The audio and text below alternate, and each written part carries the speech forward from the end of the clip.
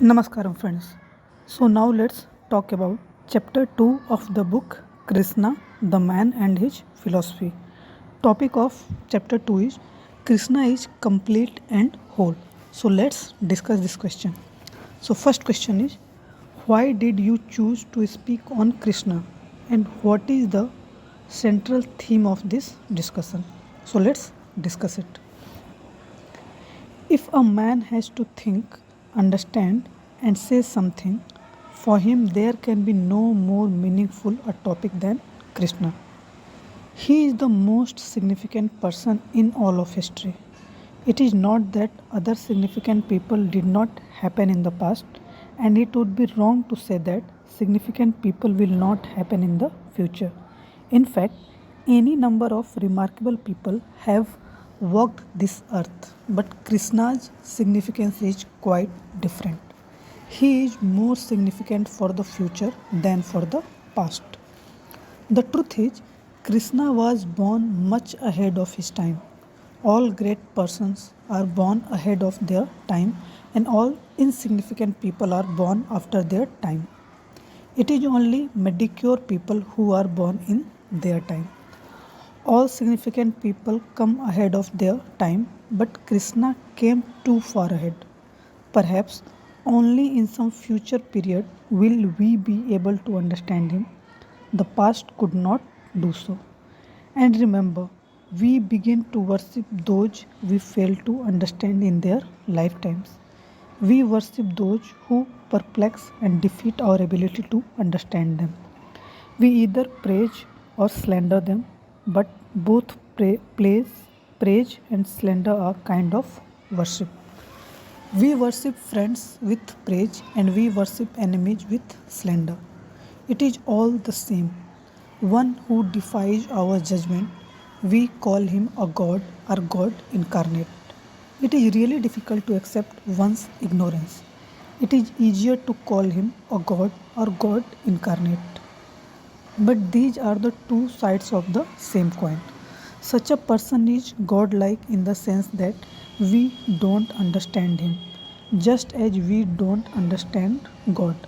This person is as unknowable and as mysterious as God Himself. Despite our best efforts, He, like God, ever remains to be known, and all such people become objects of worship. It is precisely for this reason that I chose Krishna for discussion. He is, in my view, the most relevant, the most significant person in the context of the future. And in this regard, I would like to go into a few things. With the exception of Krishna, all the remarkable people of the world, the salt of the earth like Mahavira, Buddha, and Christ, stood for some other world, for a life in some other world. They set distant things like the attainment of heaven and liberation as goals for man's life on this earth. In their day, life on this earth was so miserable and painful it was nearly impossible to live. Man's whole past was so full of want and hardship, of struggle and suffering, that it was hard to accept life happily. Therefore, all the religions in the past denied and denounced life on this earth. In the whole galaxy of religious luminaries, Krishna is the sole exception who fully accepts the whole of life on this earth. He does not believe in living here for the sake of another world and another life. He believes in living this very life here on this very earth, where moksha, the freedom of Buddha and Mahavira, lies somewhere beyond this world and this time, there and then. Krishna's freedom is here and now. Life as we know it never received such deep and unconditional acceptance at the hands of any other enlightened soul.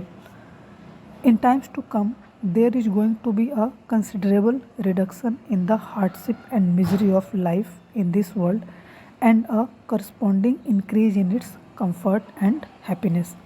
And so, for the first time, the world will refuse to follow those who renounced life.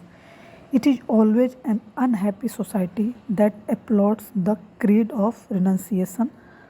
A happy society will refuse to do so.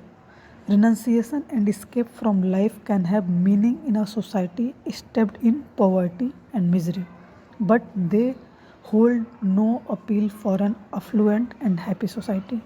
A man can very well tell an unhappy society that since there is nothing here except suffering and pain, he is going to leave it.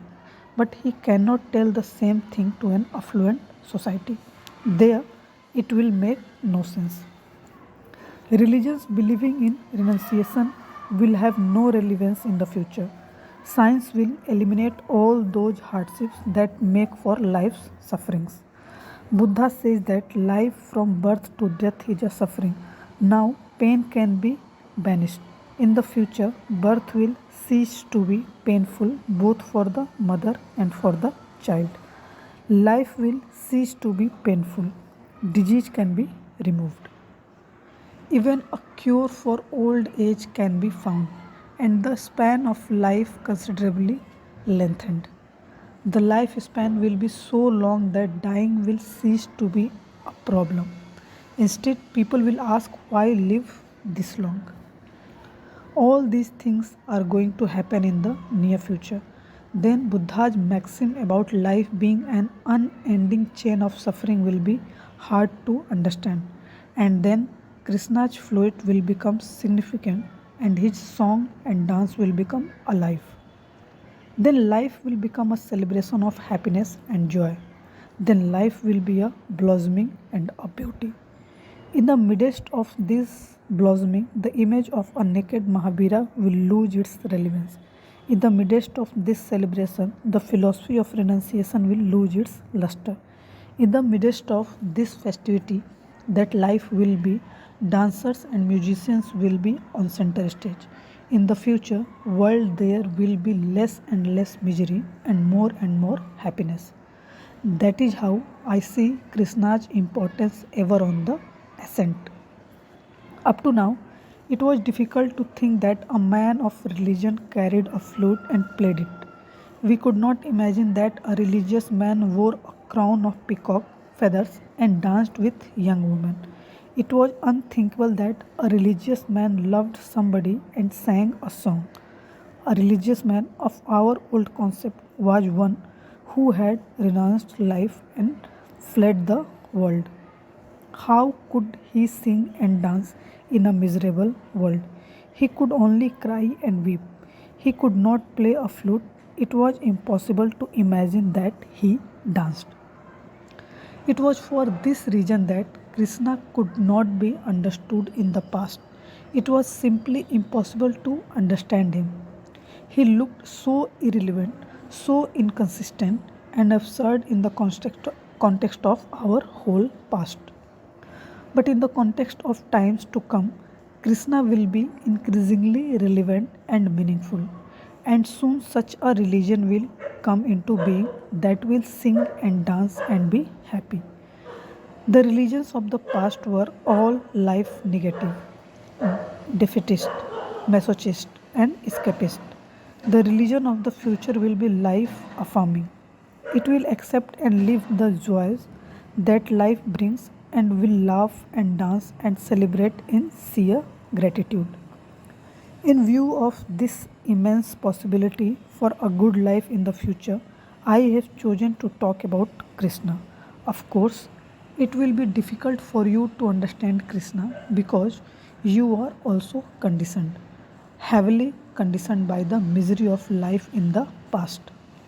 You have up to now associated religion with tears and not with flutes. Rarely have you come across a person took to san, who took to sannyas out of life's joy. Normally, when a man's wife died and his life became miserable, he turned to sannyas as an escape from his misery. If someone lost his wealth, went bankrupt, and could not bear it, he took to sannyas in sheer despair. An unhappy person, a person ridden with sorrow and pain, escaped into sannyas. Sannyas stemmed from unhappiness and not from happiness. No one comes to sannyas with a song in his heart. Krishna is an exception to the rule. To me, he is that rare sannyasi whose sannyas is born out of joy and bliss, and one who chooses sannyas for the joy of it must be basically different from the general breed of sannyasis who come to it in misery and frustration. As I say that the religion of the future will stem from bliss, so I also say that the sannyas of the future will flow from the joy and ecstasy of life. And one who chooses sannyas for the joy of it must be basically different from the old kind of sannyasin who left the world simply out of despair. He will take sannyas not because his family tortures him, but because his family is now too small for this expanding bliss. And so he adopts the whole world as his new family. He will accept sannyas not because his love turns sour, but because one person is now too small to contain his overflowing love. And he has to choose the whole earth as the object of his love. And they alone can understand Krishna, who understands this kind of sannyas that flows from the acceptance of life, from the juice and bliss of life.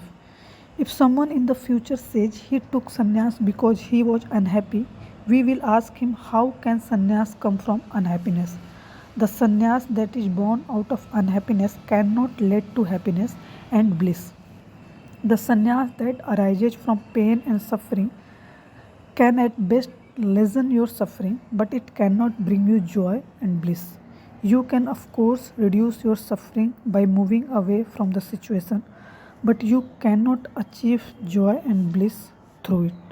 Only the sannyas, the Gangage of sannyas, that is born out of bliss, can reach the ocean of bliss, because then all the efforts of the sannyasin will be directed towards enhancing his bliss. Spiritual pursuit in the past was meant to mitigate suffering. It did not aim at bliss. And of course, a traveler on this path does not succeed, but it is a negative kind of success. What he achieves is a kind of indifference to life, which is only unhappiness reduced to its minimum. That is why our old sannyasins seem to be sad and dull, as if they have lost the battle of life and run away from it. Their sannyas is not alive and happy, dancing and celebrating. To me, Krishna is a sannyasin of bliss. And because of this great possibility and potential of the sannyas of bliss opening up before us, I have deliberately chosen to discuss Krishna. It is not that Krishna has not been discussed before, but those who discussed him were sannyasins of sorrow, and therefore they could not do justice to him. On the contrary, they have been very unjust to him, and it had to be so. If Shankara interprets Krishna, he is bound to misinterpret him. He is the antithesis. He is the antithesis of Krishna. His interpretation can never be right and just. Krishna could not be rightly interpreted in the past because all the interpretations who wrote about him came from the world of sorrow. They said that the world is unreal and false, that it is the illusion. But Krishna says this world is not only real, it is divine. He accepts this world. He accepts everything. He denies nothing. He is for total acceptance, acceptance of the world. Such a man had never trod this earth before. As we discussed him here, from day to day, many things, many facets of him will unfold themselves. For me, the very word Krishna is significant. It is an finger pointing to the moon of the future. Now let's discuss the second question. Second question is, you once said that Buddha and Mahavira were masochistic sannyasins, but in fact they came to sannyas from very affluent families. Their sannyas was a follow up to their affluence. So, how can you associate them with the sannyas of sorrow? Let's answer it. No, I did not say that Mahavira and Buddha were masochistic sannyasins. What I said was that sannyas in the past was masochistic. If you look at the lives of Mahavira and Buddha, you will see that they are for renunciation of life. I did not call them masochistic. I know they achieved the highest in life and their unhappiness is very different. Their unhappiness is a kind of boredom arising from happiness. Their unhappiness is not the absence of happiness. No one can say they turned to sannyas for want of happiness in life. It was not so. But the irony is that when there is too much happiness, it becomes meaningless. So they renounced happiness. So while happiness became meaningless for them, its renunciation had meaning. They put a pronounced stress on renunciation. They stood by renunciation. For Krishna, not only is happiness meaningless, its renunciation is also meaningless. Krishna's understanding of meaninglessness is much deeper. Try to understand it. If I cling to a thing, it means it has meaning for me. And if I renounce it, then also in a negative sense, it has meaning for me. Because I think I will suffer if I don't give it up. I don't say that the sannyas of Mahavira and Buddha arose from suffering.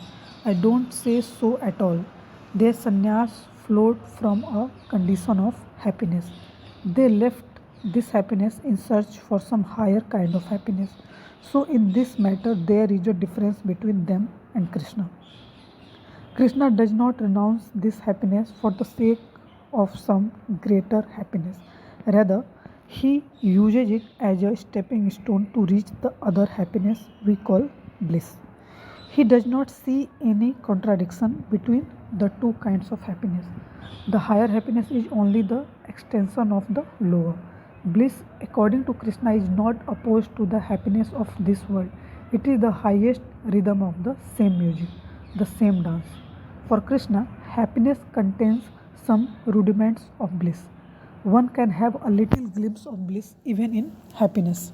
Happiness is the beginning of bliss, bliss is the climax of happiness. It is from a situation of happiness that Buddha and Mahavira came to sannyas. It is true, but renunciation remains their stance. They renounce the world, they leave it. Renunciation has a place in their gestalt, and this gestalt assumes a good deal of importance in the eyes of masochistic people. Where Buddha and Mahavira left the world out of boredom, the masochists thought they had done so because of suffering and pain. Interpretations of Buddha and Mahavira were done by the masochists as well. Not only Krishna, even Mahavira and Buddha had to suffer at the hands of the masochists. Injustice, of course, in smaller measures, was done to these two luminaries in the same way it was done to Krishna. We are unhappy, we are in misery. When we leave the world, we do so because of our unhappiness. Buddha and Mahavira, however, left the world because of happiness. So there is a difference between us on the one hand and Mahavira and Buddha on the other because the reasons for our renunciation are different. Buddha and Mahavira are sannyasis of affluence. Nonetheless, there is a clear cut difference between Buddha and Mahavira on the one hand and Krishna on the other. The difference is that where Buddha and Mahavira renounce happiness, Krishna does not renounce it. Krishna accepts that which is. He does not find happiness even worth renouncing, let alone indulging. He does not find happiness even worth renouncing. He has no desire whatsoever to make even a slight change in life as it is. He accepts it totally. A fakir has said in his prayer, O Lord, I accept you, but not your world. In fact, every fakir says, O Lord, I accept you, but not your world. This is opposite to the position taken by an atheist. The atheist says, I accept your world, not you. Thus, theists and atheists are two sides of the same coin. Krishna's theism is quite unique. In fact, only Krishna is a theist. He accepts what is. He says to God, I accept you and your world too. And this acceptance is so complete, so profound that it is difficult to know where the world ends and God begins. The world is really the extended hand of God, and God is the innermost being hidden in the world. The difference between the world and God is no more than this. Krishna acceptance Krishna accepts the world. Krishna accepts the whole. It is important to understand that Krishna does not give up anything, neither pain nor happiness. He does not renounce that which is. With him, the question of renunciation does not arise. If we understand rightly, we will see that the individual, the ego, the I begins with giving up, with renunciation. As soon as we renounce something, I-ness into being, there is no way for me, for the ego to be if we don't give up anything. It is difficult to find a more egoless person than Krishna.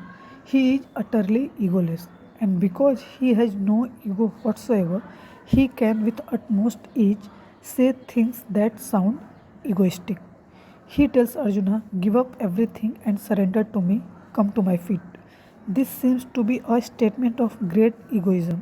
What greater egoistic statement can there be than to say, "Give up everything and come to my feet"? It is ironic that this statement, which seems so obviously egoistic even to ordinary minds like ours, does not seem so to Krishna himself. He has at least as much intelligence as we have. He should know it is an egoistic declaration, but he makes it with amazing ease and innocence and spontaneity. Really, only a person who is not in the least aware of his me and mine can make such a declaration. What does Krishna really tell Arjuna?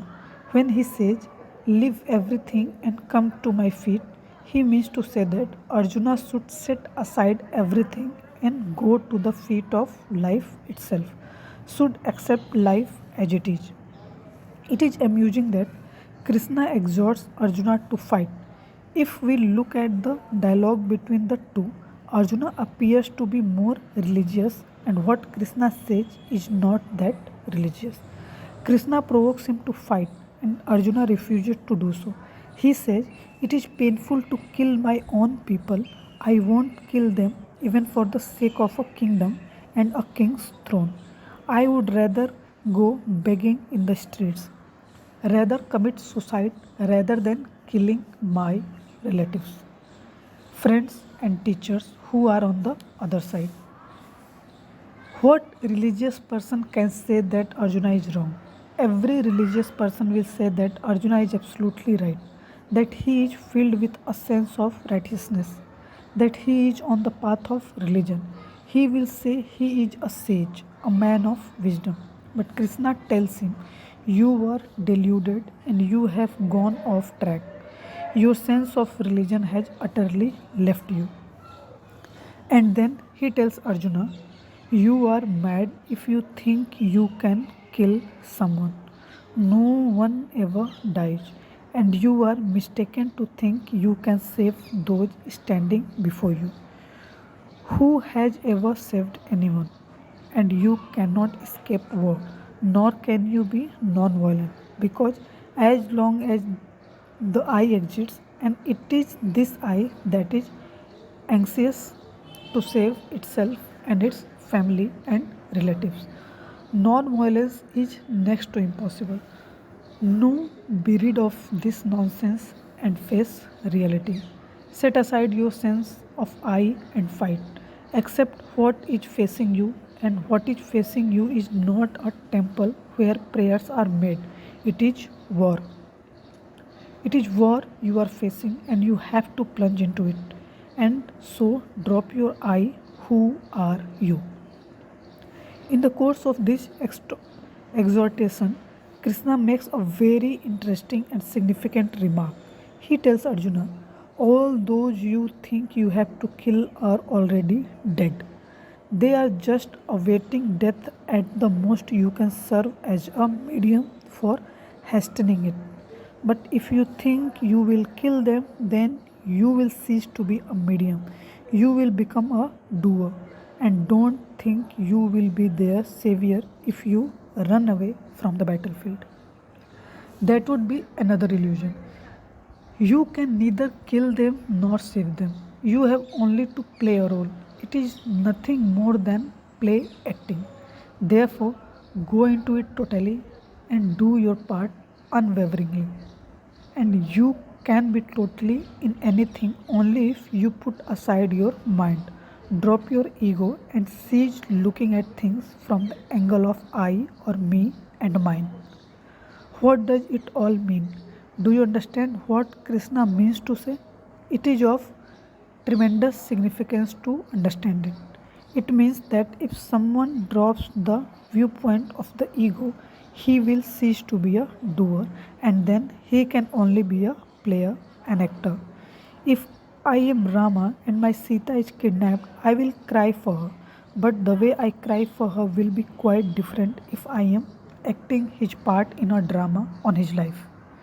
Then I will also cry, and maybe my crying is going to be more real than that of the actual Rama. Indeed, it is going to be a better performance because the real Rama does not have the opportunity to rehearse his role. Sita is lost to him only once, and he comes to know of it only after she has been kidnapped. He is not prepared for it, and as a doer, he is lost in the act of crying. He cries, screams, and suffers off for Sita.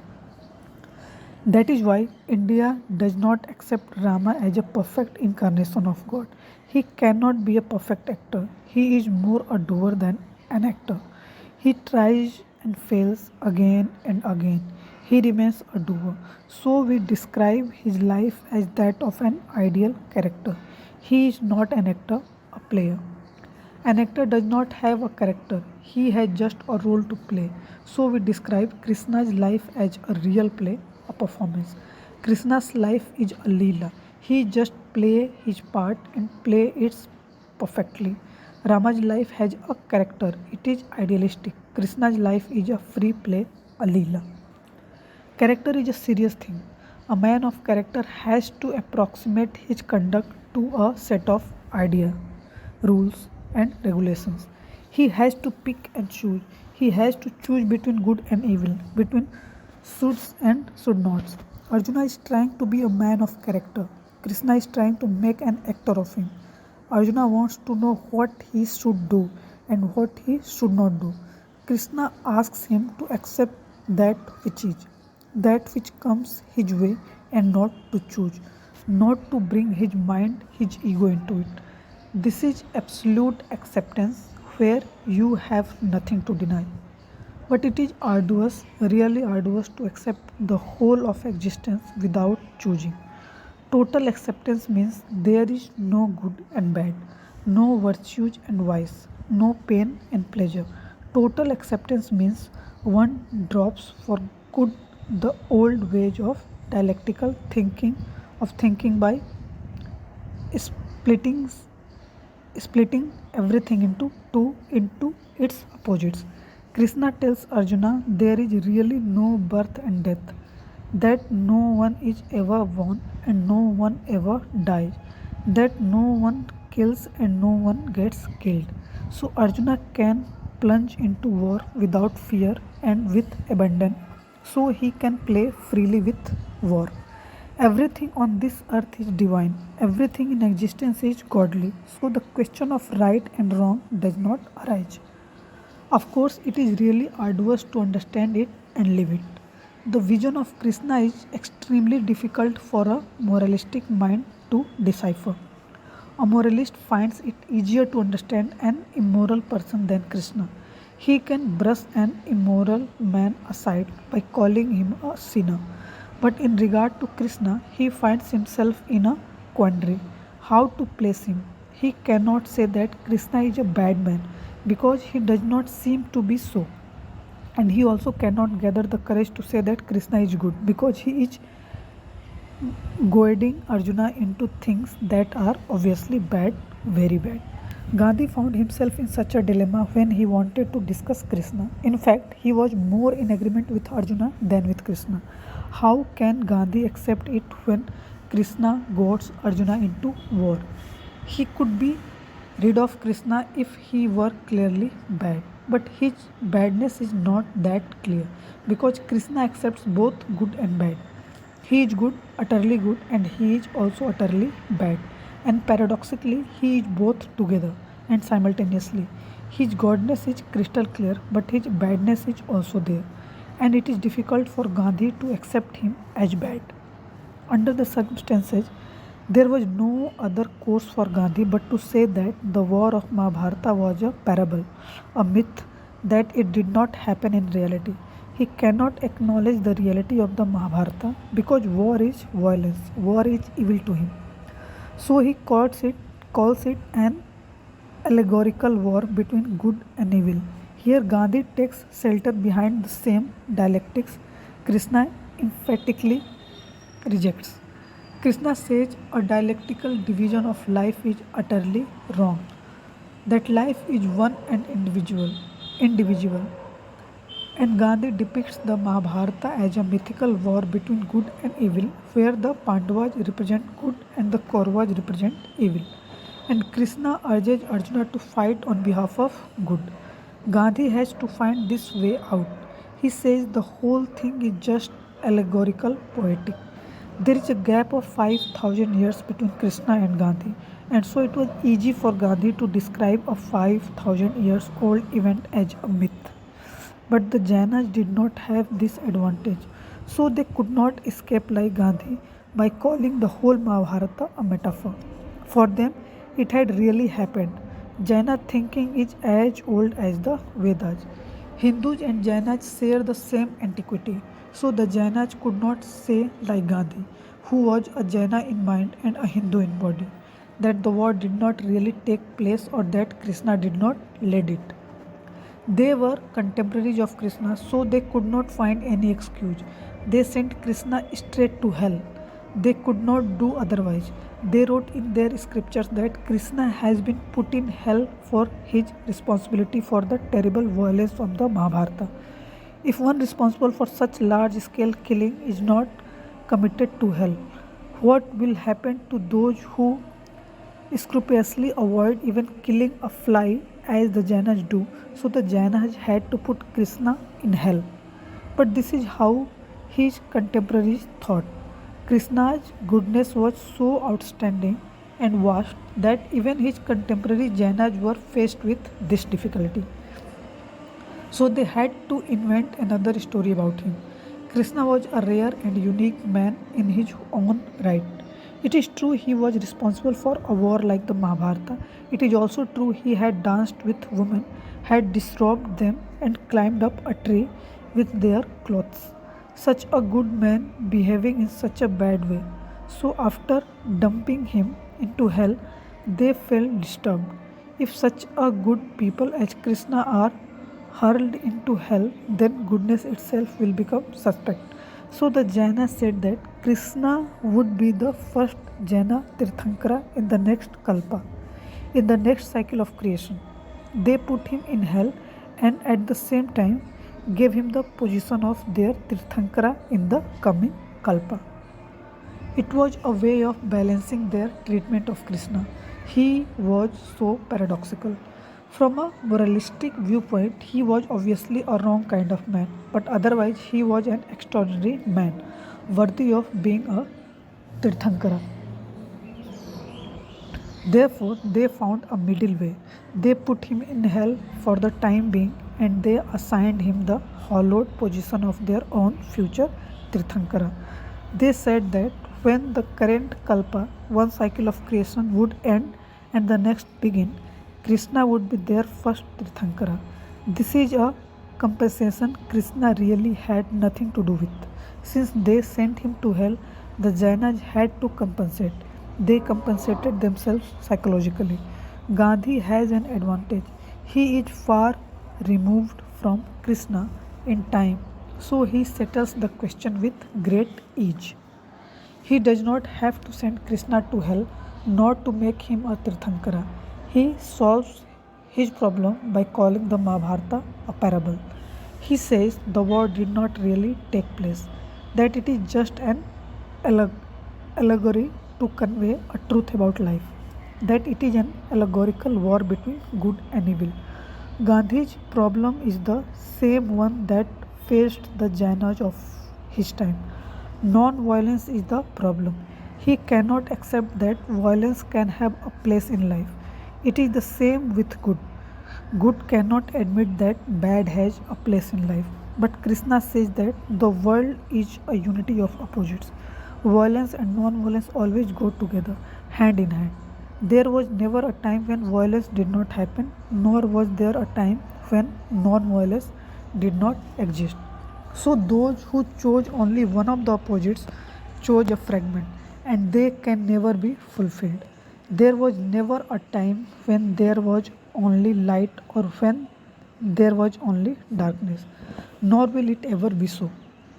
Those who choose a part and deny another are bound to be in tension because, in spite of denying it, the other part will always continue to be.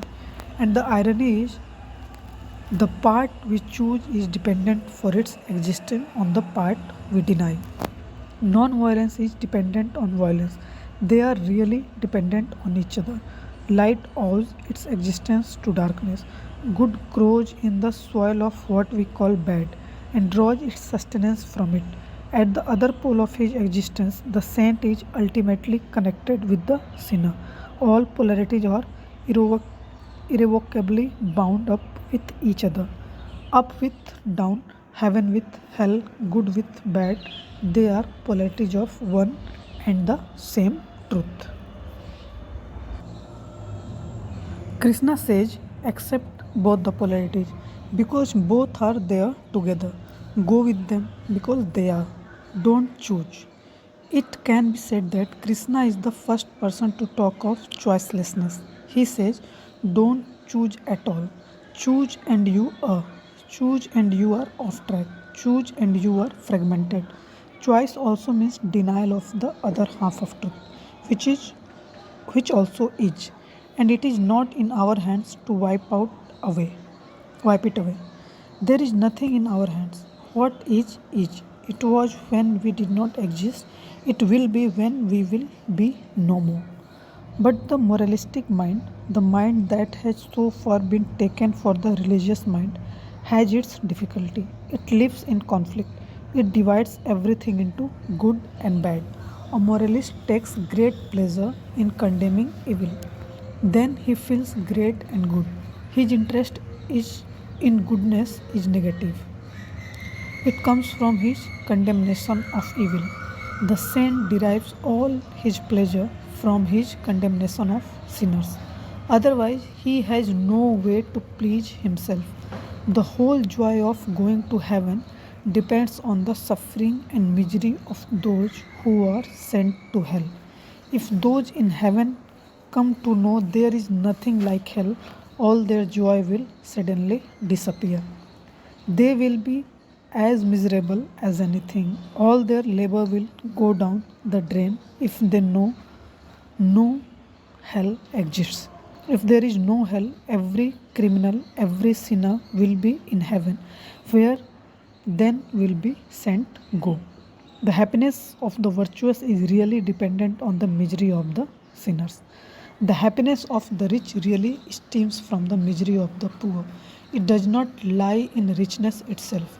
The happiness of a good man is really derived from those condemned as sinners. It is not derived from goodness itself. The saint will lose all his glamour and cheer the moment everyone becomes good. He will instantly become insignificant. Maybe he will try to persuade a few ex sinners to return to their old jobs. The whole significance of the cosmos comes from its opposites, which are really complementary. And one who observes it wholly will find that what we call bad is the extreme point of good, and similarly, good is the omega point of bad. Krishna is choiceless, he is total, he is integrated, and therefore he is whole and complete. We have not accepted any other incarnation except Krishna's as whole and complete, and it is not without reason. How can Rama be complete? He is bound to be incomplete because he chose only half the truth. He alone can be whole who does not choose. But simply because of not choosing, he will come up against difficulties. His life will be an interplay of light and shade. Now it will be illuminated. Now it will be illumined. Now shaded.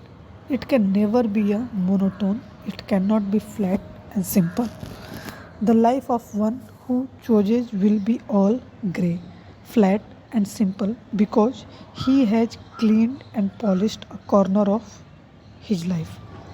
But what will he do with rest of it, which he has rejected and left uncared for? His living room is bright and elegant, well furnished and decorated, spick and span. But what about the rest of the house with all the rubbish and refuse pushed under the carpet? The rubbish will gather and stink under the carpet. But what about one who accepts the whole house with its neatness and its rubbish, with its lighted parts and its dark corners? Such a person cannot be categorized. We will see him in our own light, in the light of our choices and preference, of our likes and dislikes. If one wants to see good in him, one will find it there. And if a man wants to see only evil in him, he too will not be disappointed because in his life both good and evil are present together. In fact, only linguistically are they two existentially they are different aspects of the same thing. They are really one. Therefore, I maintain that Buddha and Mahavira have their choices are not choiceless. They are good, absolutely good, and for this very reason they are not whole. To be whole, good and bad have to go together. If all the three, Buddha, Mahavira, and Krishna, stand in a row, Buddha and Mahavira will obviously shine brighter and attract us more than Krishna. Buddha and Mahavira look spotlessly clean. There is no stain whatsoever on their mantles. If we have to choose between Mahavira and Krishna, we will choose Mahavira. Krishna will leave us in some doubt. Krishna has always done so because he carries with him all the seeming opposites. He is as good as Mahavira is, but in another respect, Mahavira cannot be his equal because Krishna has the courage to be as bad as Changez and Hitler are. If we can persuade Mahavira to stand on a battlefield with a sword in his hand, which we cannot, then he will look like a picture of Krishna. Or if we make Changez shed his violence and give up everything and stand naked like Mahavira, pure and peaceful like Mahavira, which is not possible, then he too will resemble Krishna. It is next to impossible to judge and evaluate Krishna. He defeats all evaluation, all judgment. With respect to Krishna, we have to be non judgmental. Only those who don't judge can go with him. A judging mind will soon be in difficulty with him and will run away from him. He will touch his feet when he sees his good side. But what will he do when he comes across the other side of the shield?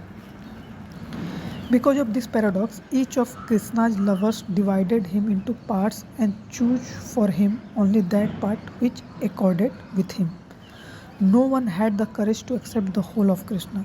If Surdas sings hymns of praise to Krishna, he keeps himself confined to the time of his childhood.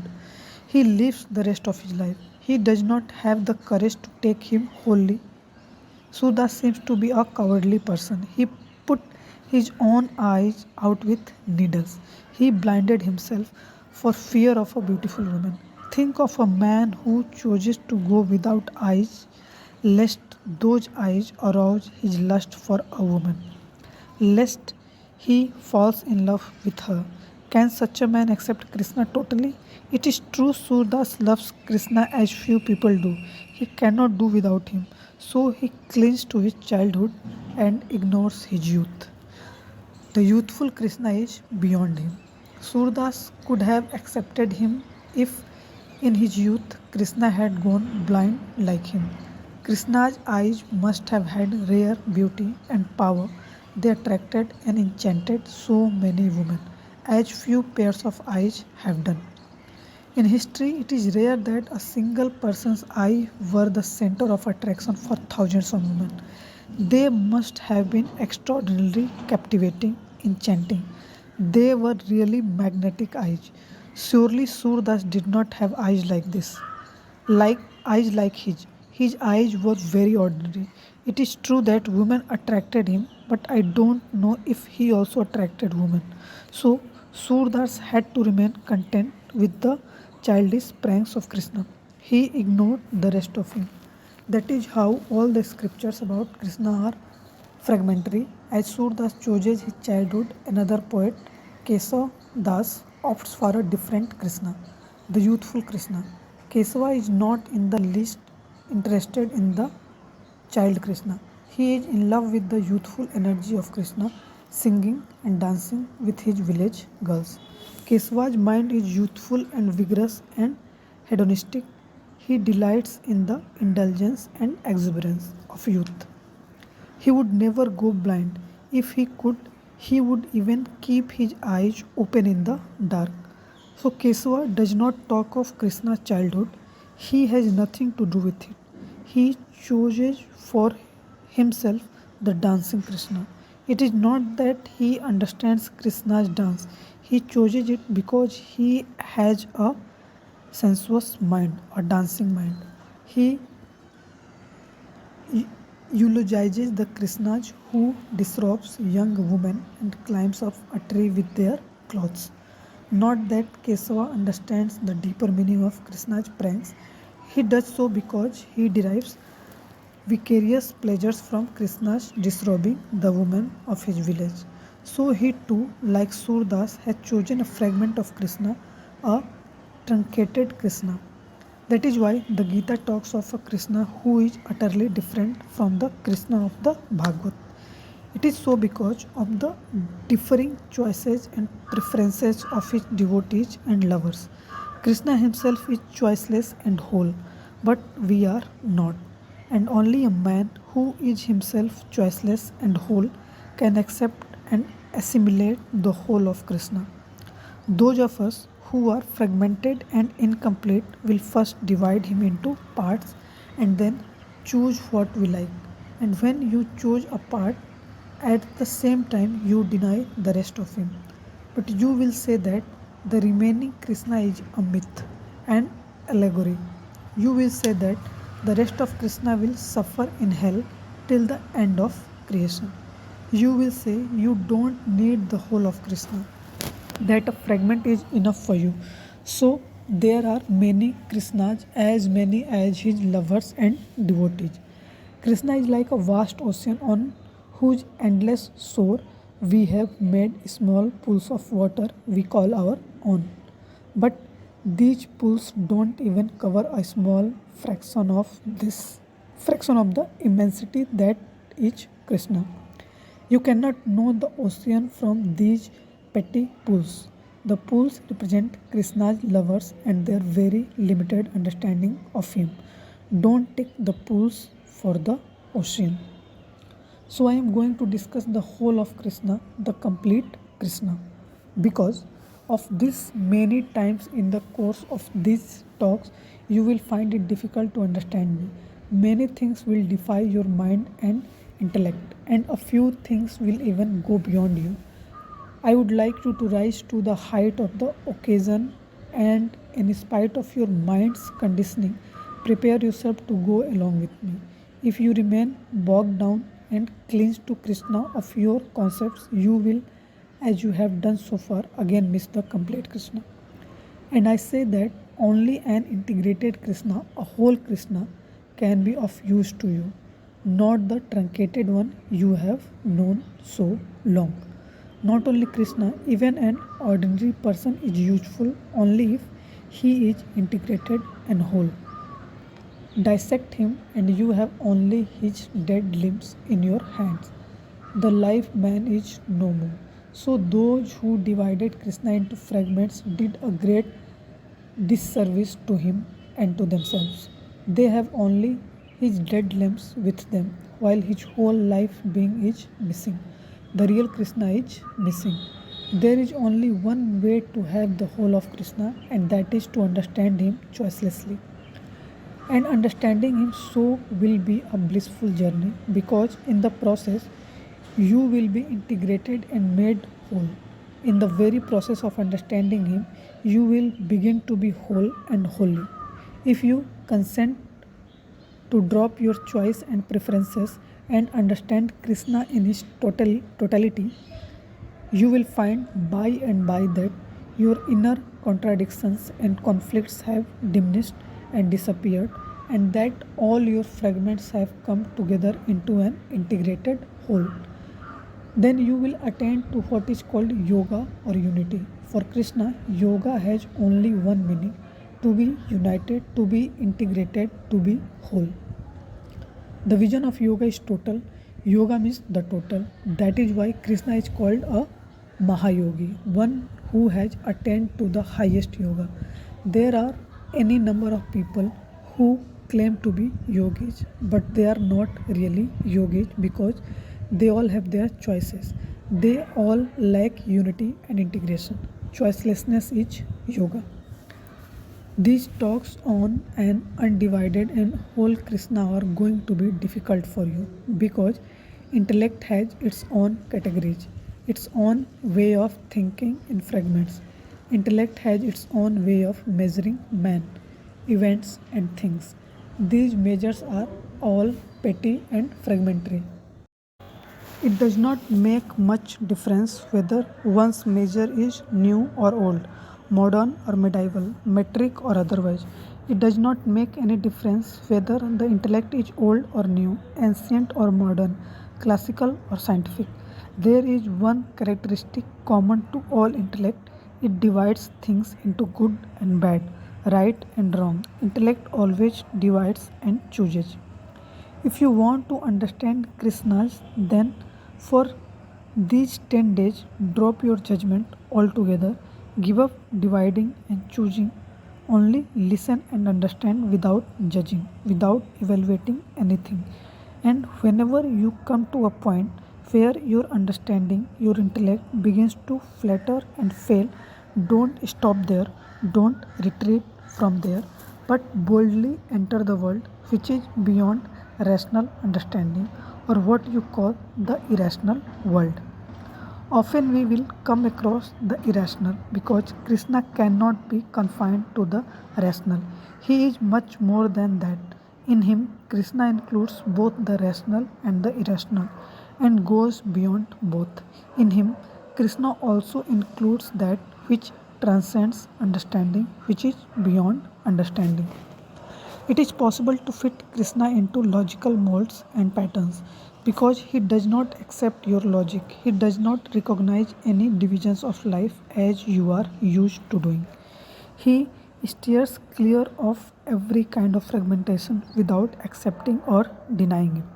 Although he touches all the pools of your beliefs and dogmas and superstitions, he himself remains untouched by them. He always remains the vast ocean that he is. Evidently, he is going to create difficulties for you, and the greatest difficulty you will face is when your own tiny pool dry up and die. And Krishna's ocean lives and goes on and on and on. He is beyond and ever beyond. Krishna's ocean is really all over. He is all pervasive. He is in good and he is in bad too. His peace is limitless, yet he takes his stand on a battlefield with his favorite weapon, the Sudarshan Chakra, in his hand. His love is infinite, yet he will not hesitate to kill if it becomes necessary. He is an out and out sannyasin, yet he does not run away from home and hearth. He loves good tremendously, yet he loves the world in the same measure. Neither can he abandon the world for God, nor can he abandon God for the world. He is committed to the whole. He is whole. Krishna has yet to find a devotee who will be totally committed to him. Even Arjuna was not such a complete devotee. Otherwise, Krishna would not have had to work so hard with him. It is evident from the Gita from the lengthy statement made on the battleground how doubting and skeptical and argumentative Arjuna is. Two warring armies are facing each other on the grounds of the Kurukshetra. The bells of war are tolling, and Arjuna is stubbornly refusing to take up arms and fight. Against Krishna's exhortations, he is raising questions after questions, which run through 18 chapters of Gita. Again and again, he gently protests Krishna's seemingly bipolar vision. He says that Krishna is paradoxical, that he says things that contradict each other. The questions he has raised in the Gita are consistent and logical. He feels baffled and confused and asks Krishna to explain the same thing over and over again. But Krishna fails to explain and convince Arjuna. Even a total person like Krishna fails, and then he takes recourse in another method. He unfolds himself, his reality before Arjuna. Krishna knows Arjuna is right logically. He is confused and demands consistency. Krishna really confuses him. On the one hand, he talks of the significance of love and compassion, and on the other, urges him to boldly take up arms and fights his enemies. So Krishna is tired of talking because it is a moment of war. Tram- Trumpets have sounded, and this man Arjuna, who is the kingpin of the whole drama, is still hesitating, wavering. If he runs away, the whole game will fall to pieces. So when arguments fail, Krishna unfolds his whole being, his immensity before him, and Arjuna is greatly disturbed to see it. Anyone would be disturbed to see it because Krishna's real being, his universal being, comprises all the contradictions of existence. One sees that life and death are there together, but one cannot accept them together. In our ordinary life, birth and death are distanced by a span of time, say 70 years. We are born 70 years before our death, we die 70 years after our birth. This distance between birth and death makes us think that life and death are separate things. But when Krishna confronts him with his immense body, his universal being, Arjuna sees life and death together in him. He sees both the creation and destruction of worlds taking place simultaneously. He sees the sprouting seed and the dying tree together, and he panics, seeing the immensity and paradox of Krishna's totality. In the midst of it, he entreats Krishna to stop. He cannot bear it any longer. But after seeing this, he stops raising questions because now he knows that what we see as inconsistencies and contradictions in life are nothing but integral parts of the same truth, which is one. And he quietly joins the war. But it does not mean that Arjuna is fully convinced. Although he has had a glimpse of reality, his mind, his intellect, yet continues to doubt. Doubt is the way of the mind. Whatever questions you may have, you can direct them to me. But please don't raise questions about Krishna while understanding Krishna. Use all your intellect with me, but understand Krishna without questions.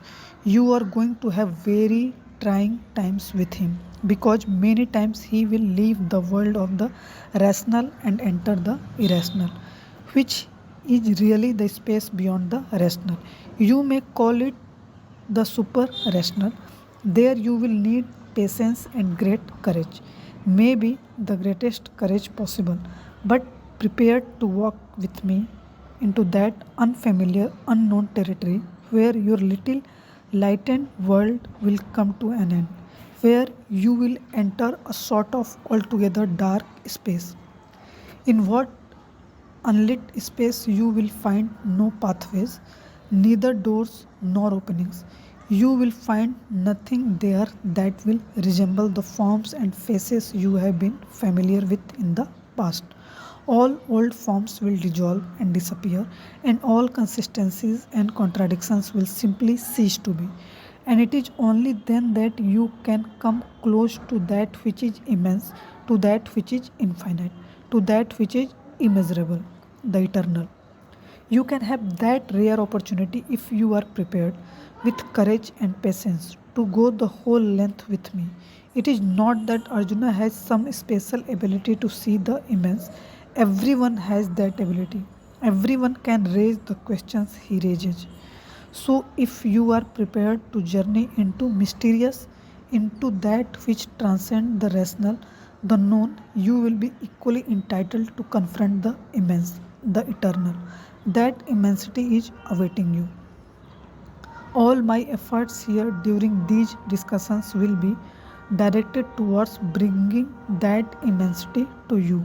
A personalized name for that immensity is Krishna. We don't have really much to do with Krishna. He is just the symbolic name for the immense, the total. So don't be disturbed if at times we disagree from him. My efforts will always be directed towards the one goal, towards the immense, the infinite, the eternal.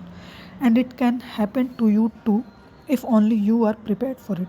It is not that it can happen at Kurukshetra only, it can happen right here at Manali.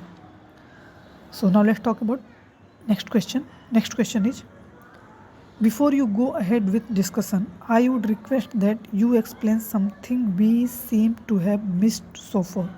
If Buddha's concept of unhappiness is a fact of life, then how is it wrong to bring it into focus? Isn't life as it is full of pain and misery? So let's answer it. Misery is a fact of life, but it is not the only fact.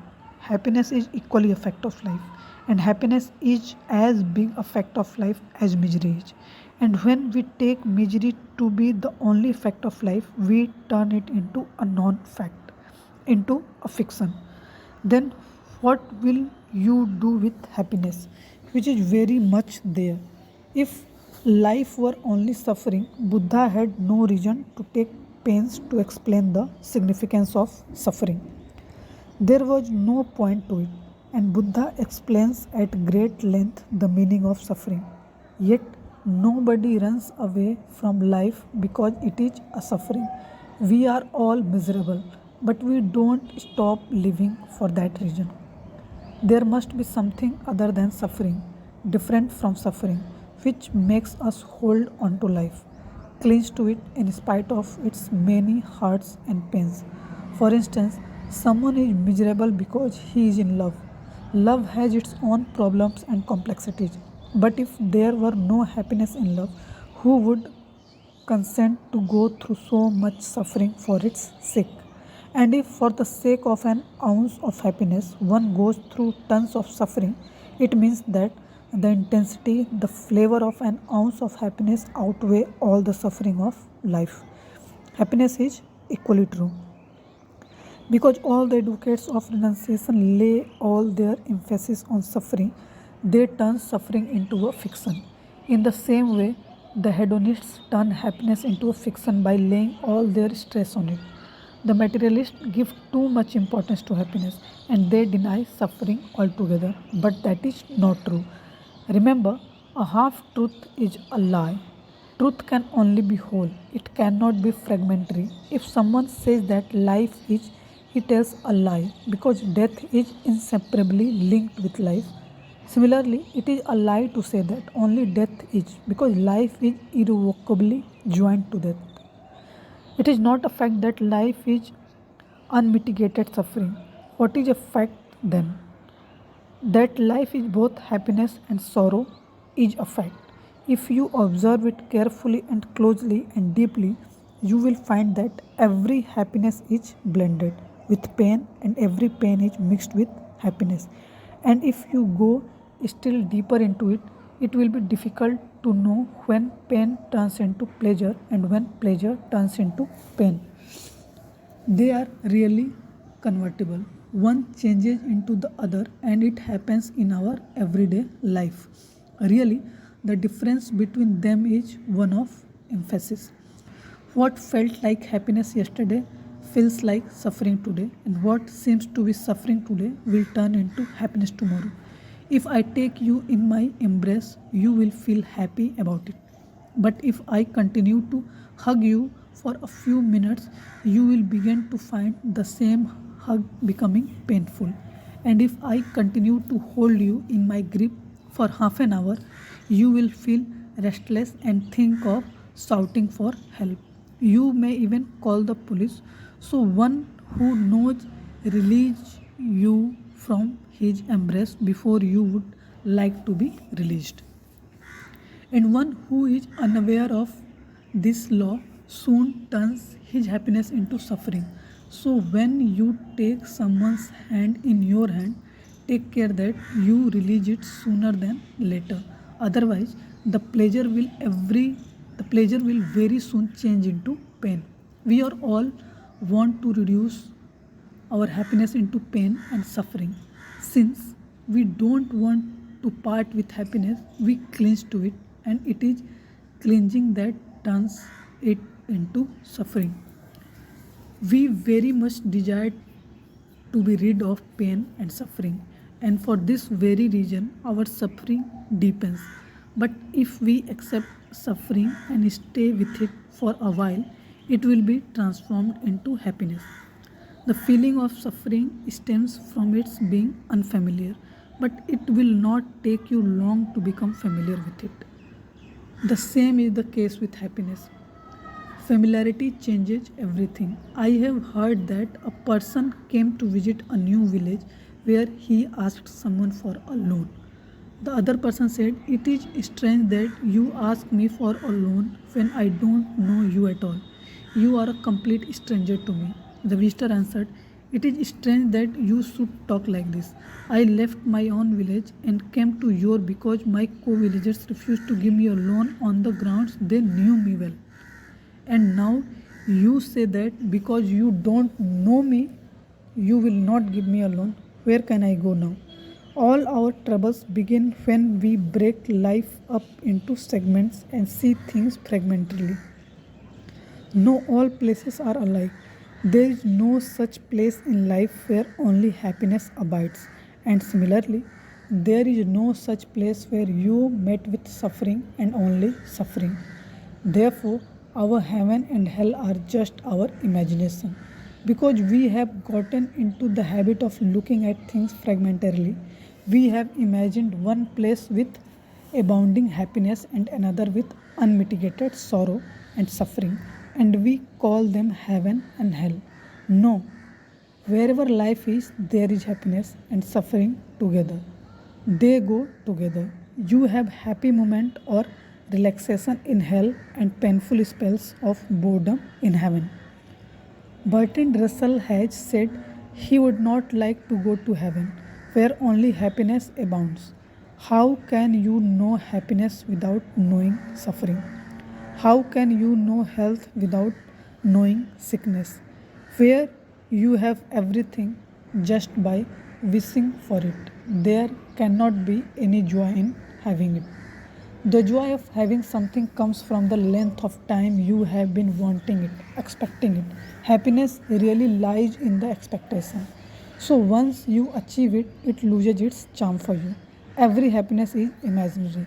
So long as you don't possess it, it seems to be abounding happiness. But as soon as it is actualized, it ceases to be happiness. Our hands are as empty as before, and then we seek some other object for our desire, and we begin to expect it again. We feel so unhappy without it and imagine that happiness will come with it. Rothschild was one of America's multimillionaire. There is a story about him, and I don't know if it is true or not. He was on his deathbed, and he said to his son, "You have seen from my life that I made millions, and they did not make me really happy. They didn't bring happiness with them. Do you see that wealth is not happiness?" His son said, "It's true, as I learned from your life that wealth is not happiness. But I also learned from your life that if one has wealth, one can have the suffering of his choice. One can choose between one suffering and another. And this freedom of choice is beautiful. I know that you were never happy, but you always chose your own kind of suffering. A poor man does not have this freedom, this choice. His suffering is determined by circumstances. Except this, there is no difference between a rich man and a poor man in the matter of suffering. A poor man has to suffer with a woman who comes his way as his wife. But the rich man can afford women with whom he wants to suffer. And this choice is not an insignificant happiness. If you examine it deeply, you will find that happiness and suffering are two aspects of the same thing, two sides of the same coin, or perhaps they are different destinies of the same phenomena. Besides, what is happiness for me may be a matter of suffering for you. If I own 10 millions and I lose 5, I will be miserable in spite of the fact that I still own 5 million. But if you have nothing and you come across 5 million, you will be mad with joy and happiness. Although both of us will be in the same situation financially, we have 5 million each. I will be beating my head against the wall and you will be dancing and celebrating.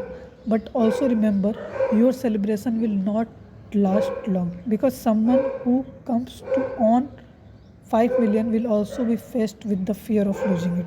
In the same way, my suffering will soon wither away because one who loses 5 million soon becomes engaged in recovering that loss, which is quite possible for him. Strange are the ways of life. My happiness cannot be yours happiness, nor can my suffering become your suffering. Even my happiness of today cannot be my happiness for tomorrow. I cannot say if my happiness in this moment will continue to be my happiness in the next. Happiness and suffering are like clouds passing through the sky. They come and go. Both happiness and suffering are there, and they are facts of life. In fact, it is wrong to call them two, but we have to because all our languages divide things into two. Really, it is one truth, sometimes seen as happiness and other times as suffering. In reality, pleasures and pain are just our interpretations, psychological interpretations. They are not real situations, they are largely interpretations of them.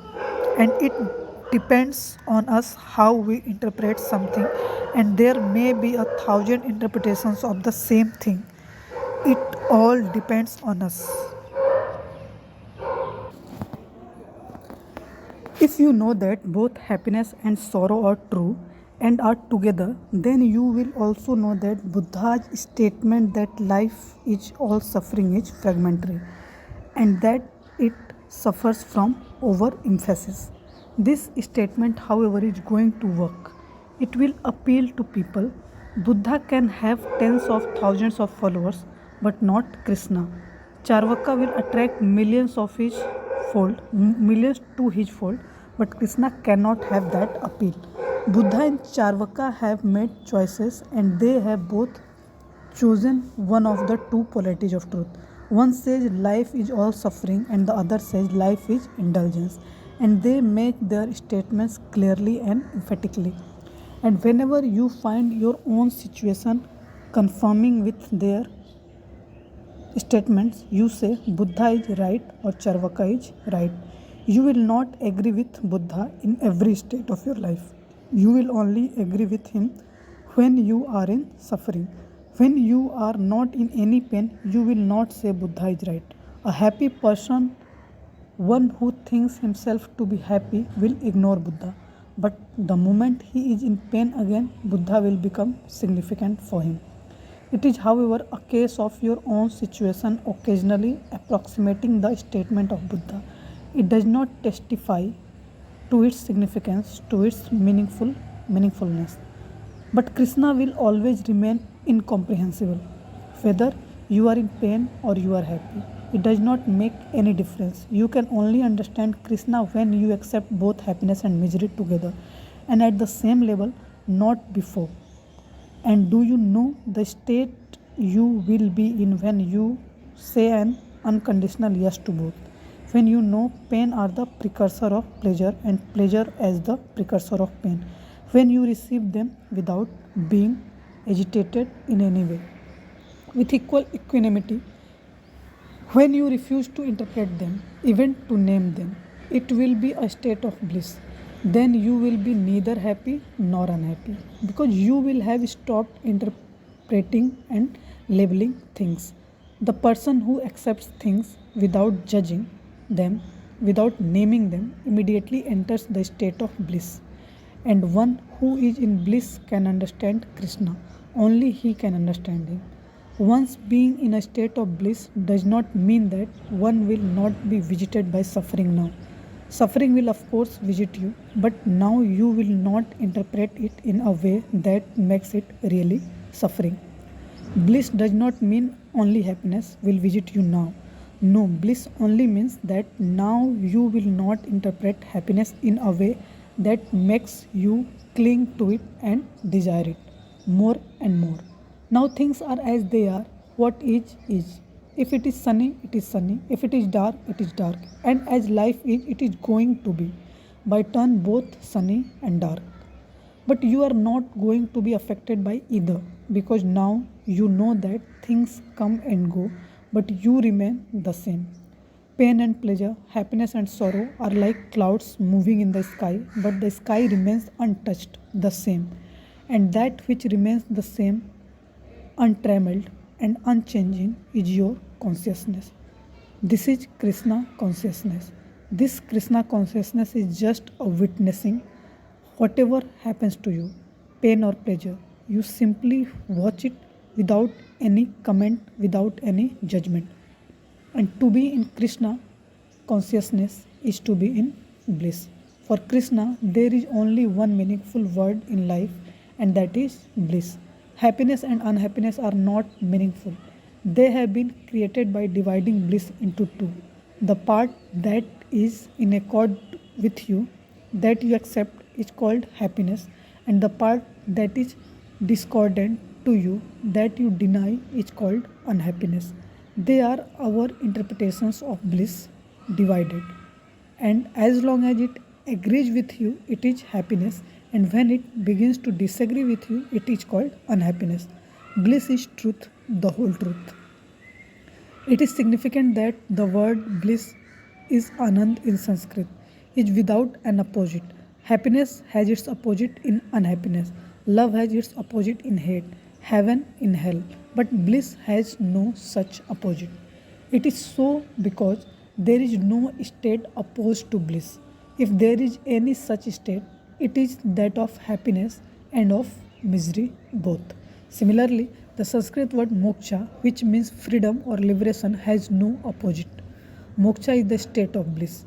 Moksha means that happiness and misery are equally acceptable. So now let's talk about another question. Question is, what are the reasons for calling Krishna a complete incarnation of God? Kindly shed more light on this matter. Please explain in detail what is meant by saying that Krishna possessed all the 64 arts that comprise a complete incarnation. So let's discuss it. There is no other reason but one, and that is total emptiness. Whosoever is empty is whole. Emptiness is the foundation of wholeness. Rightly said, emptiness alone is whole. Can you draw a half emptiness? Even geometry cannot draw a half zero. There is no such thing as a half zero. Zero or emptiness is always complete whole. Part emptiness has no meaning whatsoever. How can you divide emptiness? And how can it be called emptiness if it is divided into parts? Emptiness is irreducible, indivisible. And where division begins, numbers begins. Therefore, number 1 follows 0. 1, 2 and 3 belong to the world of numbers.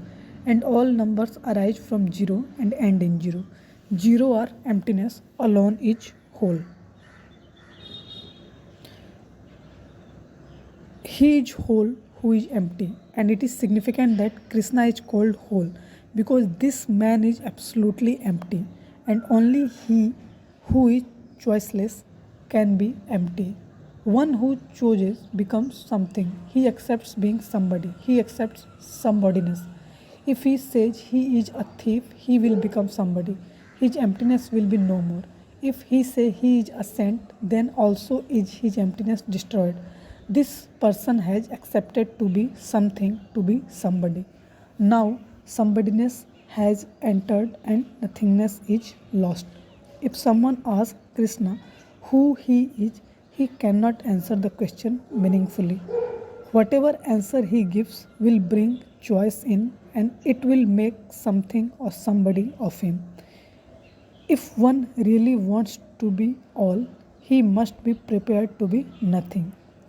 Jain monks have a code, a maxim among themselves. They say, one who longs to be everywhere must not be anywhere. One who wants to be all cannot afford to be anything. How can he be something? There is no congruity between all and something. They don't go together. Choicelessness brings you to emptiness, to nothingness. Then you are what you are, but you cannot say who you are, what you are. It is for this reason that when Arjuna asks Krishna who he is, instead of answering his question, he reveals himself, his real being to him. In that revelation, he is all and everything. The deepest significance of his being whole lies in his utter emptiness. One who is something or somebody will be in difficulty. His very being something will become his bondage. Life is mysterious, it has its own laws. If I choose to be something, this something will become my prison. There is a beautiful anecdote from the life of Kabir. Every day, a number of people gather at Kabir's place to listen to his words of wisdom. At the end of the satsang, Kabir always requested them to dine with him before going home. One day, the matter came to a head. Kabir's son Kamal came to him and said, "It is now becoming too much. We can no longer bear the burden of feeding so many people every day. We have to buy everything on credit and we are now heavily in debt." Kabir said, "Why don't you borrow more?" "But who is going to repay it?" Kamal asked. Then his father said, "One who gives will repay it. Why should we worry about it?" Kamal could not understand what his father meant.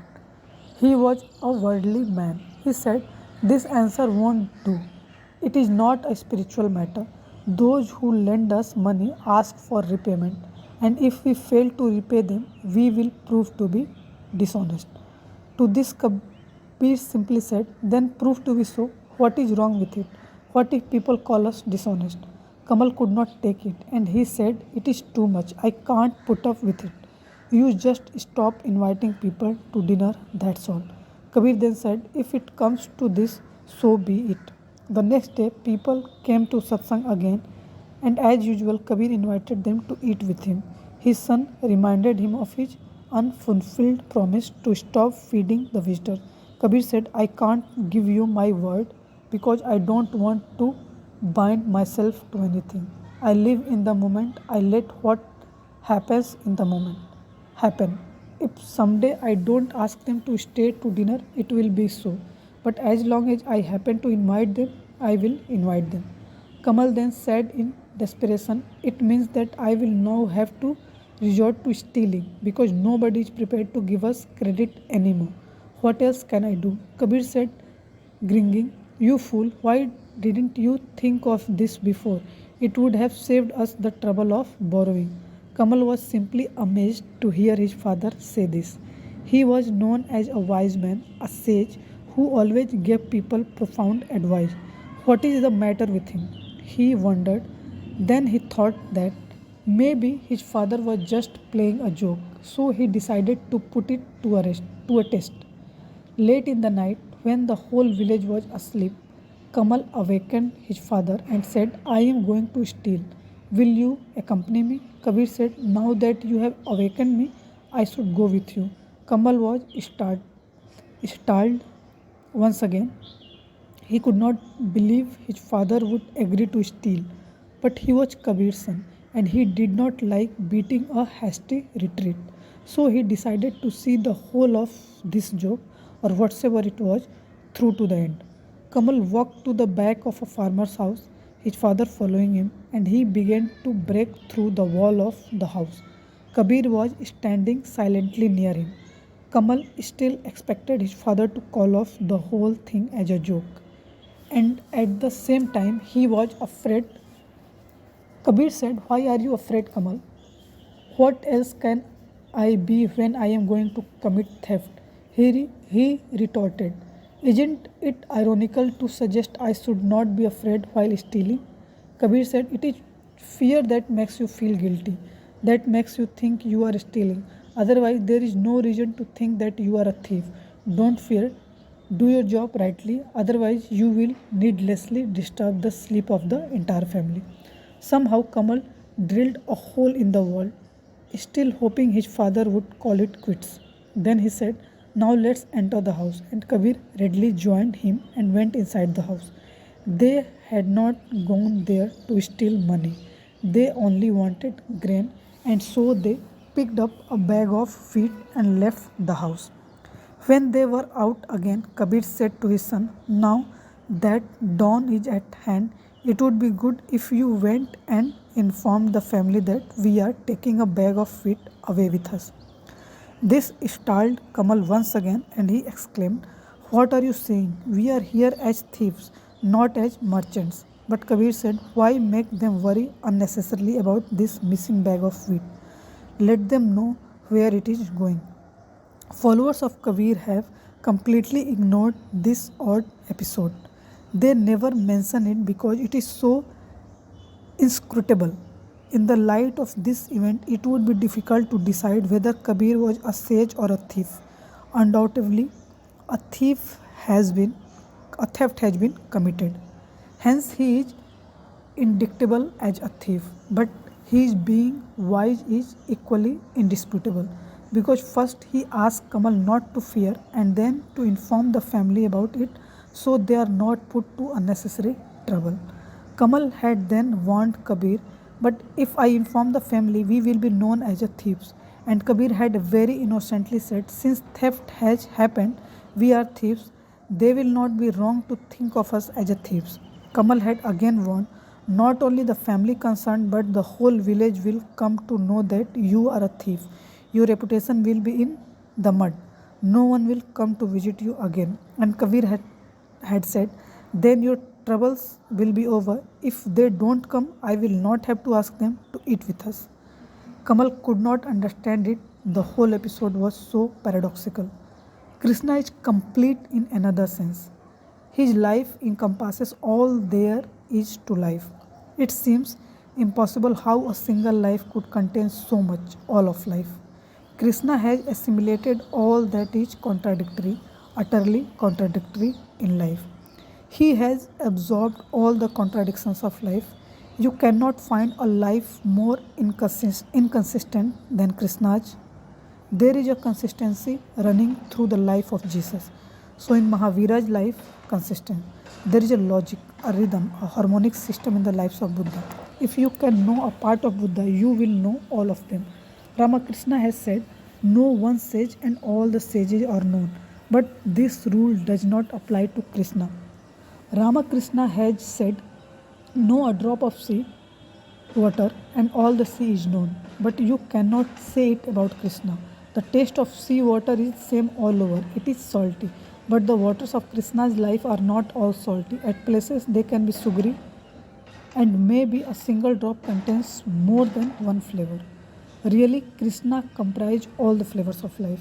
In the same way, Krishna's life represents all the arts of existence. Krishna is not an artist because an artist is one who knows only one art or a few. Krishna is art himself that completes him from every side and in every way. That is why those who knew him had to take recourse in all kinds of exaggeration to describe him. With others, we can escape exaggeration or we have to exaggerate a particular facet of their lives. But we find ourselves in real difficulty when we come to say something about Krishna. Even exaggeration does not say much about him. We can portray him only in superlatives. We cannot do without superlatives. And our difficulty is greater when we find the superlative antonymous too, because he is cold and hot together. In fact, water is hot and cold together. The difficulty arises when we impose our interpretation on it. Then we separate hot from cold. If we ask water itself whether it is hot or cold, it will simply say, to know me, you only have to put your hand in me. Because it is not a question of whether I am hot or cold, it is really a question of whether you are hot or cold. If you are warm, the water will seem to be cold. If you are cold, the water will seem to be hot. Its hotness or coldness is relative to you. You can conduct an experiment. Warm one of your hands by exposing it to a fire and cool your other hand on a piece of ice and then put both hands together into a bucket of water. What will you find? Where your one hand will say the water is cold, the other will say the contrary, and it will be so difficult for you to decide if the same water is hot or cold. You come upon the same kind of difficulty when you try to understand Krishna. It depends on you and not on Krishna, how you see him. If you ask a Radha who is in deep love with him, she will say something which will be entirely her own vision of Krishna. Maybe she does not call him a complete God, or maybe she does, but whatever she says depends on her, not on Krishna. So it will be a relative judgment. If sometimes Radha comes across Krishna dancing with another woman, she will find it hard to accept him as a god. Then Krishna's water will feel cold to her. Maybe she does not feel any water at all, but when Krishna is dancing with Radha, he dances so totally with her that she feels he is wholly hers. Then she can say that he is God himself. Every Radha, when her lover is wholly with her, feels so in her bones. But the same person can look like a devil if she finds him flirting with another woman. These statements are relative, they cannot be absolute. For Arjuna and the Pandavas, Krishna is all good, but the Kauravas will vehemently contest this claim. For them, Krishna is worse than a devil. He is the person who is responsible for their defeat and destruction. There can be 1,000 statements about who Krishna is, but there cannot be 1,000 statements about who Buddha is. Buddha has extricated himself from all relative relationships, from all involvements, and so he is unchanging, a monotone. Taste him from anywhere, his flavor is the same. Therefore, Buddha is not that controversial. He is like flatland. We can clearly know him as such, and our statements about him will always have a consistent meaning. But Krishna belies all our statements, and I call him complete and whole because he has repudiated all our pronouncements on him. No statement, howsoever astute, can wholly encompass Krishna. He always remains unsaid, so one has to cover the remaining side of his life with contrary statements. All these statements together can wholly cover him, but then they themselves seem paradoxical. Krishna's wholeness lies in the fact that he has no personality of his own, that he is not a person, an individual. He is existence himself. He is just existence. He is just emptiness. You can say he is like a mirror. He just mirrors everything that comes before him. He just mirrors, and when you see yourself mirrored in him, you think Krishna is like you. But the moment you move away from him, he is empty again. And whosoever comes to him, whosoever is reflected in his mirror, thinks the same way and says Krishna is like him. For this very reason, there are 1,000 commentaries on the Gita. Every one of the commentators saw himself reflected in the Gita. There are not many commentaries on the saying of Buddha, and there is a reason for this. There are still fewer on the teachings of Jesus, and they are not much difference from each other. In fact, 1,000 meanings can only be implanted on Krishna, not on Buddha. What Buddha says is definite and unequivocal. His statements are complete, clear cut, and logical. There may be some differences in their meaning according to the minds of the different commentators, but this difference cannot be great. The dispute over Mahavira was so small, it only led to two factions among his followers. The dispute between the Swetambaras and the Digambara is confined to petty things like Mahavira. lived naked or did not live naked. They don't quarrel over the teachings of Mahavira, which are very clear. It would be difficult to create differing sects around the Jaina Tirthankara. It is strange that it is as difficult to create sects around Krishna as it is around Mahavira. And it is so for very contrary reasons. If people try to create sects around Krishna, the number will run into the tens of thousands, and even then Krishna will remain inexhaustible. Therefore, in the place of sects around Krishna, thousands of interpretations arose. In this respect too, Krishna is rare in that sect could not be built around him. Around Christ, two or three major factions arose, but none around Krishna. But there are 1,000 commentaries on the Gita alone. And it is significant that no two commentaries tally. One commentary can be diametrically opposed to another, so much so they look like enemies. Ramanuja and Sankara have no meeting point. One can say to the other, "You are just an ignoramus." And what is amazing is that in their own way, both can be right. There is no difficulty in it. Why is it so? It is so because Krishna is not definite, conclusive. He does not have a system, a structure, a form, an outline. Krishna is formless, incorporeal. He is limitless. You cannot define him. He is simply indefinable. In this sense, too, Krishna is complete and whole because only the whole can be formless, indefinable. No interpretation of the Gita interpret Krishna. They only interpret the interpreters. Sankara finds corroboration of his own views from the Gita. He finds that the world is an illusion. From the same book, Ramanuja discovered that devotion is the path to the God. Tilak finds something else. For him, the Gita stands for the discipline of action. And curiously enough, from this sermon on the battlefield, Gandhi unearths that non-violence is the way. Nobody has any difficulty finding in the Gita what he wants to find. Krishna does not come in their way. Everyone is welcome there. He is an empty mirror. You see your image move away, and the mirror is as empty as ever. It has no fixed image of its own. It is mere emptiness. Krishna is not like a film. The film also works as a mirror, but only once you reflection stage with it. So one can say that a particular photo is of so and so. You cannot say the same about a mirror. It mirrors you only as long as you are with it. What does it do after you move away from it? Then it just mirrors emptiness. It mirrors whatsoever faces it, exactly as it is.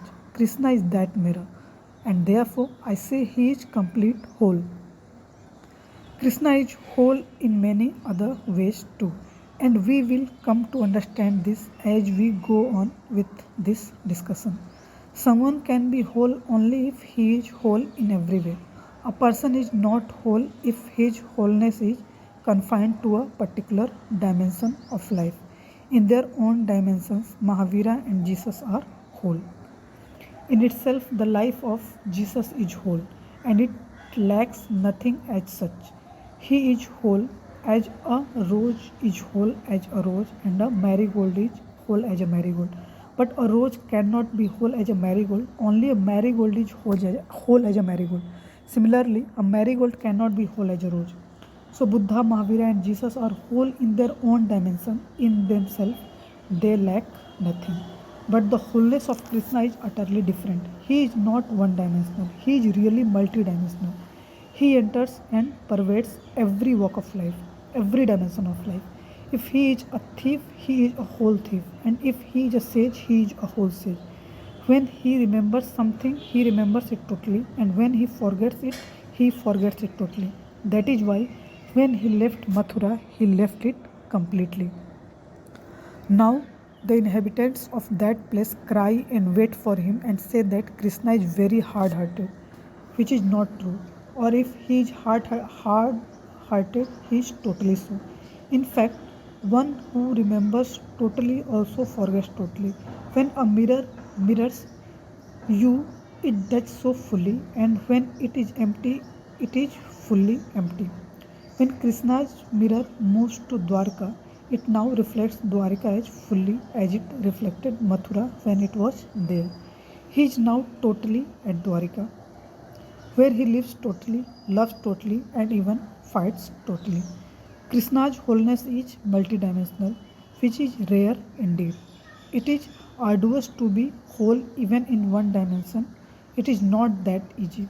So it would be wrong to say that to be multidimensionally whole is arduous. It is simply impossible. But sometimes even the impossible happens, and when it happens, it is a miracle. Krishna's life is that miracle, an absolute miracle. We can find a comparison for every kind of person, but not for Krishna. The lives of Buddha and Mahavira are very similar, they look like close neighbors. There is little difference between them. Even if there is any difference, it is on the outside. Their inside, their innermost beings are identical. But it is utterly improbable to find a comparison for Krishna on this planet. As a man, he symbolizes the impossible. It is natural that a person who is whole in every dimension will have disadvantages and advantages both. He will not compare well with one who has achieved wholeness in a particular dimension. Insofar as that particular dimension is concerned, Mahavira has exerted all his energy in one dimension. So, in his own field, he will excel Krishna, who has diversified his energy in all dimensions. Christ will also excel him in his own field, but on the whole, Krishna is superb. Mahavira, Buddha, and Christ cannot compare with him. He is utterly incomparable. The significance of Krishna lies in his being multidimensional. Let us for a moment imagine a flower which from time to time becomes a marigold, a jasmine, a rose, a lotus, and a celestial flowers too. And every time we go to it, we find it an altogether different flower. This flower cannot compare well with a rose which through and through has been only a rose, where the rose has, with single mindedness, spent all its energy being a rose. This imaginary flower has diversified its energy in many directions. The life of this imaginary flowers is so pervasive, so extensive that it cannot possibly have the density there is in the life of a rose. Krishna is that imaginary flower. His being has vastness, but it lacks density. His vastness is simply endless, immense. So Krishna's wholeness represents infinity. He is infinite. Mahavira's wholeness means he has achieved everything there is to achieve in his own in his one dimension, that he has left nothing to be achieved as far as this dimension is concerned. Now, no seeker will ever achieve anything more than Mahavira achieved in his own field. He can never excel Mahavira. Therefore, Krishna is whole in the sense that he is multidimensional, expansive, vast, and infinite. A person who is whole in one dimension is going to be a total stranger in so far as other dimensions are concerned. Where Krishna can even steal skillfully, Mahavira will be a complete failure as a thief. If Mahavira tries his hand at it, there is every chance of his landing in a prison. Krishna will succeed even as a thief. Where Krishna will shine on the battlefield as an accomplished warrior, Buddha will cut a sorry figure if he takes his stand there. We cannot imagine Christ playing a flute, but we can easily think of Krishna going to the gallows. Krishna will feel no difficulty on the cross. Ins- Intrinsically, he is as capable of facing crucifixion as of playing a flute. But it will be hard task for Christ if he is handed a flute to play. We cannot think of Christ in the image of Krishna. Christians say Jesus never laughed. Playing a flute will be a far cry for one who never laughed. If Jesus is asked to stand like Krishna, with one leg on the other, a crown of peacock feathers on his head, and a flute on his lips, Jesus will immediately say, I prefer the cross to this flute. He is at ease with the cross. He never felt so happy as on the cross. From the cross alone could he say, Father, forgive them, for those they don't know what they are doing. He meets his death most peacefully on the cross because it is his dimension. He finds no difficulty whatsoever in fulfilling his destiny. What was destined to happen is now happening.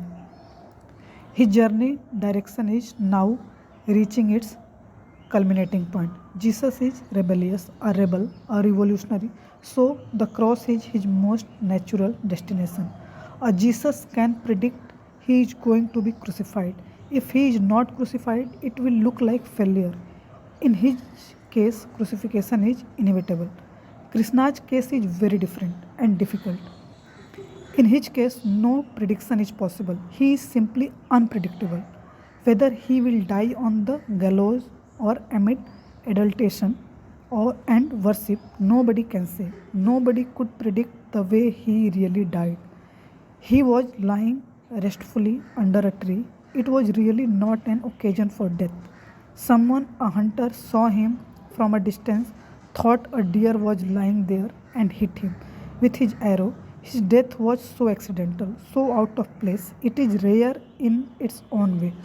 Everybody's death has an element of predetermination about it. Krishna's death seems to be a totally undetermined. He dies in a manner as if his death has no utility whatsoever. His life was wholly non utilitarian. So is his death. The death of Jesus proved to be very purposeful. The truth is, Christianity would not have come into existence had Jesus not been crucified. Christianity owes its existence to the cross, not to Jesus. Jesus was an unknown entity before his crucifixion. Therefore, crucifixion became significant and the cross became the symbol of Christianity. The crucifixion turned into Christianity's birth. Even Jesus is known to the world before of it. But Krishna's death seems to be strange and insignificant. Is this a way to die? Does anyone die like this? Is this the way to choose one's death? Where someone hit you with an arrow without your knowledge, without any reason. Krishna's death does not make for an historical event. It is as ordinary as a flower blooming, withering and dying. Nobody knows when an evening gust of wind comes and hurls the flower to the ground. Krishna's death is such a non-event.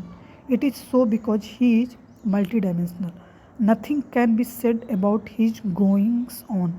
None can know how his life is going to shape itself. Lastly, let us look at in another way. If Mahavira has to live another 50 years, it can certainly be said how his life will shape up. Similarly, if Jesus is given an extra span of 50 years, we can easily outline on paper how he is going to spend it.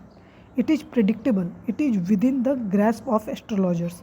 If Mahavira is given only 10 years, the story of how he will live them can be written down there and now. It can be said precisely when he will leave his bed in the morning and when he will go to bed at night. Even the daily menus for his breakfast, lunch, and dinner can be laid out. One can reduce to writing what he is going to say in his discourses. What he will do in 10 years will be just a repetition of what he did in the preceding decade. But in the case of Krishna, not only 10 years but even 10 days will be as unpredictable. No one can say what will happen in the world in that 10 days time. No repetition whatsoever is possible in this case. This man does not live according to a plan, a schedule, a program. He lives without any planning, without any programming. He lives in the moment. What will happen will happen. In this sense, too, Krishna is an infinity. He does not seem to end anywhere. Now I will give you the ultimate meaning of Krishna as a complete incarnation. It is that he alone is complete who does not seem to be completing, to be concluding. What completes itself come to its end. It's finished. This is seem to be paradoxical to you. Ordinarily, we believe that to be perfect means to reach the point of culmination beyond which nothing remains to be done, where one is finished with oneself. If you think so, this is really The idea of one dimensional perfection. Krishna's wholeness is not like that which concludes itself, comes to an end, and finishes itself. His completeness means that no matter how long he lives and journeys through life, he is never going to come to a finish. He is going to go on and on and on. The Upanishad's definition of wholeness is therefore right. It says, from wholeness emerges wholeness, and if you take away wholeness from wholeness, wholeness still remains. If we take away thousands of Krishnas from Krishna, this man will still remain. More and more Krishna can still be taken from him. There is no difficulty. Krishna will have no trouble whatsoever because he can be anything. Mahavira cannot be born today. It will be utterly impossible for him to be born at the present time because Mahavira reached wholeness in a particular situation, in a particular time. That dimension could be perfected only in that particular situation. In the same way, Jesus cannot be born today. If today he comes at all, in the first place, nobody will crucify him. No matter how much noise he makes, people will say, just ignore him. Jews have learned their lessons from their first mistake, which gave rise to Christianity. There are a billion Christians all over the earth today. Jews will not commit the same mistake again. They will say, don't get involved with this man again, leave him alone. Let him say and do what he likes. In his lifetime, Jesus could not get many people to become interested in him. After his death, millions became interested. But of the 100,000 people who had gathered to watch him being crucified, hardly 8 were those who loved him. 8 in 100,000. Even that handful of his lovers were not courageous enough to say yes if they were confronted with the question as to whether they were Jesus' friend. They would have said, we don't know him. The woman who brought the dead body of Jesus down from the cross had not come from a respectable Jerusalem family because it was difficult for Jesus to reach the aristocracy and influence them. She who could gather courage to bring Jesus down from the cross was a prostitute. As a prostitute, she was already at the lowest rung of the social ladder. What worse could society do to her? So it was a prostitute, not a woman of the aristocracy, who brought his dead body down. In my view, even today, no woman from a respectable family will agree to do so if Jesus comes and happens to be crucified a second time. Jesus can be neglected because his statements are so innocent. There is another danger in case people of today don't neglect him. They will take him for a madman. What was the bone of contention which led to his crucifixion? Jesus had said, I am God. I and my Father in heaven are one. Today we would say, let him say it, what does it matter? For Jesus to be born again, it is necessary for the same situation to exist that was present in his time. That is why Jesus is an historical person. Please remember, it is only the followers of Jesus who began writing the history of religion. No other people had done it. History began with Jesus. It is not accidental that an era begins with Jesus. Jesus is an historical event and he can happen only in a particular historical moment. We did not write Krishna's history. The dates of his birth and death are not definitely known, and it is useless to know them. Any dates would do. Particular dates and times are irrelevant in relation to Krishna. He can happen at any date and time. He will be relevant to any time and situation. He will have no difficulty whatsoever in being what he is. He will be the same in all times. He does not insist on being like this or that. If you have any conditions, you will need a corresponding situation for it. But if you say that anything will do, you can be at ease in every situation. Mahavira will insist on being naked, but Krishna will even put an peg-legged pants. He will have no difficulty. He will even say that had you made him this outfit earlier, he would gladly have worn it. To live so choicelessly is to live in infinity. No time, no place, no situation can be a problem for him. He will be one with any age, with any period of human history. His flower will bloom wherever and whenever he is. Therefore, I see that where Mahavira, Buddha, and Jesus are historical persons, Krishna is not. This does not mean that Krishna did not happen. He very much happened, but he does not belong to any particular time and space. And it is in this sense that he is not historical. He is a mythical and legendary figure. He is an actor, a performer, really. He can happen anytime and he is not attached to a character, to an idealized lifestyle. He will not ask for a particular Radha. Any Radha will be okay for him. He will not insist on a particular age, a special period of time. Any age will suit him. It is not necessary that he only play a flute. Any musical instrument of any age will do for him. Krishna is whole in the sense that no matter how much you take away from him, he still remains complete and whole. He can happen over and over again. We will have another question and answer discussion after this chapter. So let's end this chapter here. I hope you love this chapter, you enjoy this chapter, and gain some knowledge, some perspective out of it. So keep learning, keep enjoying, keep growing, and be meditative so that you can experience the mystery of life and creation in its full fledged form. So, Namaskaram. Thank you. Thank you.